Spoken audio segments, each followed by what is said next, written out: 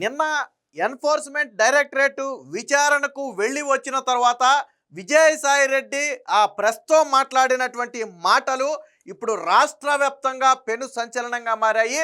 ఒక రకంగా జగన్మోహన్ రెడ్డి పార్టీలో ఉన్న డొల్లతనం కావచ్చు, జగన్మోహన్ రెడ్డి పార్టీ భవిష్యత్తు కావచ్చు, అలాగే లిక్కర్ స్కామ్లో ఆ పార్టీ నేతల ఇన్వాల్వ్మెంట్ కావచ్చు, దీనికి సంబంధించి అనేక కీలక ఆరోపణలు అయితే చేశారు. ప్రధానంగా చేసినటువంటి ఆరోపణ ఒక్కటే, జగన్మోహన్ రెడ్డి అనే వ్యక్తి ఇక సీఎం కాలేడు. జగన్మోహన్ రెడ్డి ఎన్ని పాదయాత్రలు చేసినా ఫలితం అవకాశమే లేదు. గతంలో జగన్మోహన్ రెడ్డి గెలిచినప్పుడు 20 ఏళ్ల పాటు అధికారంలో ఉంటాడు అని మేము అనుకున్నాం, జగన్మోహన్ రెడ్డి కూడా అనుకున్నాడు.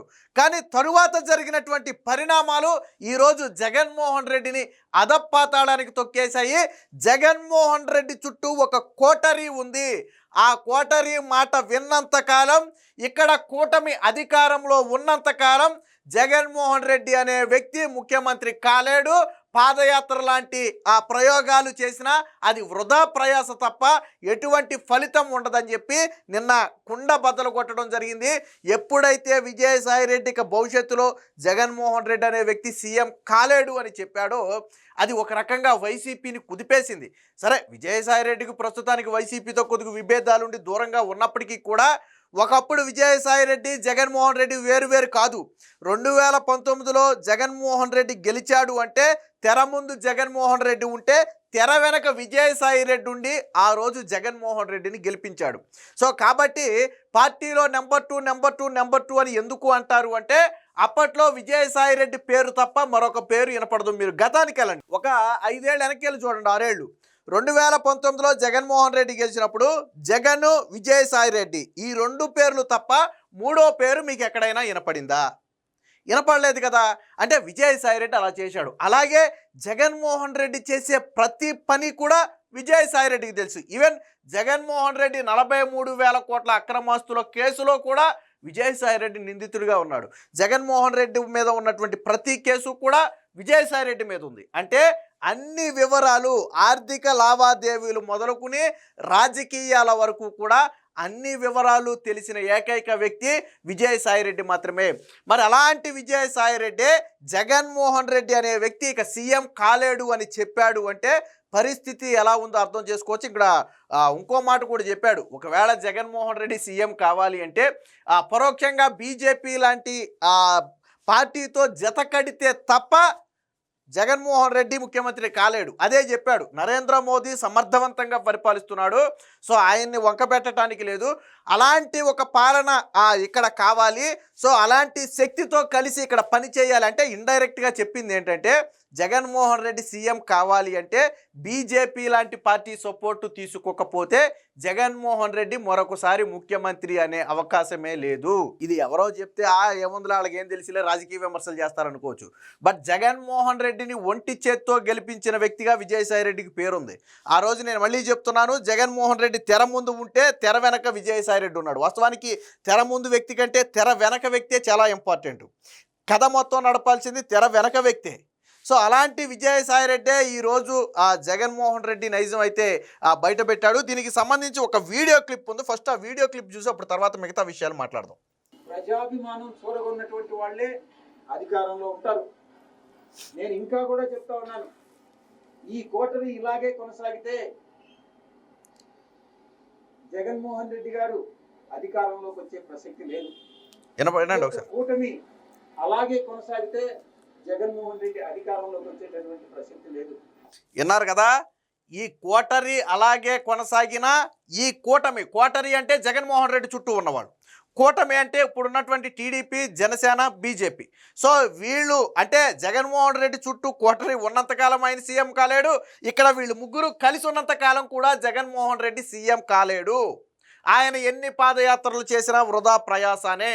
స్వయంగా విజయసాయి రెడ్డి కుండ బద్దలు కొడుతూ చెప్పినటువంటి మాట ఇది. అంటే వైసీపీ ఆల్మోస్ట్ పతన దశకు వచ్చేసింది. అంటే ఎంత వేగంగా వైసీపీ పార్టీ ఎదిగిందో అంతే వేగంగా ఈరోజు పతన దశకు వచ్చేసింది. మరొకసారి ఆ విజయసాయి రెడ్డి మాట మీరు స్పష్టంగా వినండి.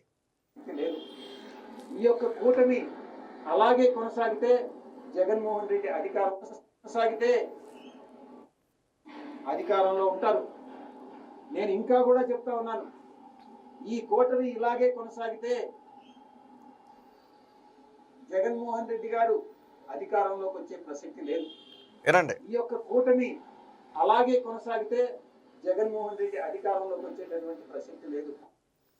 సో విన్నారు కదా, చాలా స్పష్టంగా కూటమి అధికారంలో ఉన్న జగన్మోహన్ రెడ్డి చుట్టూ కోటరీ ఉన్నా ఆయన సీఎం కాలేడు అనే విషయాన్ని కుండ బదులు కొడుతూ చెప్పాడు. నిన్న విజయసాయి రెడ్డి ఇంకో మాట కూడా చెప్పాడు, నేను వైసీపీ పార్టీకి పాలేరులాగా పనిచేశా, కానీ కోటరీ మాటలు నమ్మి జగన్మోహన్ రెడ్డి నన్ను దూరం పెట్టాడు. 2020 తరువాత అంటే జగన్మోహన్ రెడ్డి గెలిచిన ఒక ఏడాది మాత్రమే నాకు పార్టీలో నెంబర్ 2 స్థానం ఉంది తప్ప ఆ తరువాత జగన్మోహన్ రెడ్డి కొంచెం కొంచెం దూరం పెడుతూ వచ్చాడు. ఎందుకు దూరం పెట్టాడు అంటే జగన్మోహన్ రెడ్డికి నేను వెన్నుపోటు పొడుస్తాను అని చుట్టూ ఉన్నటువంటి కోటరీ జగన్మోహన్ రెడ్డిని నమ్మించింది. దురదృష్టవశాత్తు జగన్మోహన్ రెడ్డి కూడా అది నిజమని నమ్మాడు. సో అందుకనే నేను దూరం అయ్యాను. వాస్తవానికి ఆ రోజు అటు కోటరీ వేధింపులు, ఇటు జగన్మోహన్ రెడ్డి అవమానాలు భరించి పార్టీలో ఉండలేనటువంటి పరిస్థితి. బట్ తప్పని పరిస్థితుల్లో నేను పార్టీలో ఉన్నాను తప్ప జగన్మోహన్ రెడ్డి అనే వ్యక్తి తనను అంటే ఒక రకంగా మన వెన్నుపోటు అంటాం కదా, అలాంటి వెన్నుపోటు పాపం జగన్మోహన్ రెడ్డి వెన్నుపోటు పొడిచాడు విజయసాయి రెడ్డికి. ఆయన చెప్పింది అదే, నేను పాలేరులాగా పనిచేస్తే నన్ను ఏకముక్కలాగా తీసేశారు. ఇంకో మాట కూడా చెప్పాడు పాపం, ఆయన ఆవేశం తట్టుకోలేక నేను కష్టపడి పండించిన పంటను కొంతమంది పందికొక్కుల్లా తింటున్నారు అని చెప్పి చుట్టూ ఉన్నటువంటి కోటరీ మీద పందికొక్కులు అనే ఒక విమర్శ కూడా చేశాడు. అంటే నేను కష్టపడి పండించిన పంట అంటే 2019లో జగన్మోహన్ రెడ్డిని అధికారంలో తీసుకురావడానికి విజయసాయి రెడ్డి పడిన కష్టం వాస్తవం. అది రాజకీయాలను కాసేపు పక్కన పెట్టి జగన్మోహన్ రెడ్డి అనే వ్యక్తి అధికారంలోకి రావడానికి విజయసాయి రెడ్డి అనే వ్యక్తి పనిచేసిన మాట వాస్తవం. నేను మళ్ళీ చెప్తున్నాను, 2019కి మీరు వెళ్ళండి, అప్పుడు జగన్మోహన్ రెడ్డి విజయసాయి రెడ్డి అనే 2 పేర్లు మాత్రమే వినపడ్డాయి తప్ప ఇప్పుడు ఆ కోటరీలో ఉన్న ఏ ఒక్కడి పేరు ఆ రోజు వినపడలా. అంటే అధికారం రాకముందు వీళ్ళెవరూ లేరు, అధికారం వచ్చిన తర్వాతే వీళ్ళందరూ వచ్చారు. విజయసాయి రెడ్డి బాధ కూడా అదే. పార్టీ ఏదనేది కాసేపు పక్కన పెడదాం, నేను కష్టపడి జగన్మోహన్ రెడ్డిని అధికారంలో తీసుకొచ్చాను, నేను పండించిన పంట అంటే జగన్మోహన్ రెడ్డిని అధికారంలో తీసుకురావడం, కానీ ఈరోజు పందికొక్కుల్లాగా దాన్ని తింటున్నారు. అంటే ఆ అధికారాన్ని కొంతమంది చుట్టూ ఉన్నటువంటి కోటరీ అనుభవిస్తుంది, నా కష్టాన్ని వాళ్ళు అనుభవిస్తున్నారని చెప్పి విజయసాయి రెడ్డి ఒకంత ఆవేదన కూడా వ్యక్తం చేశాడు. తర్వాత 25 తర్వాత రాజకీయ రంగప్రవేశం, అంటే నేను ఒక ఏడాది దూరంగా ఉండాలి రాజకీయాలకని నిర్ణయించుకున్నాను, త్వరలోనే ఏడాది పూర్తవుతుంది, ఆ తరువాత ఆ రాజకీయాల ప్రస్తావన గురించి నేను తీసుకొస్తాను, ప్రస్తుతానికైతే నేను ఏ పార్టీలోనూ చేరబోను, బీజేపీ నుంచి నాకు ఎటువంటి ఆహ్వానం కూడా రాలేదు, కానీ నా రాజకీయాలు ఎక్కడితో ఆగిపోలేదు.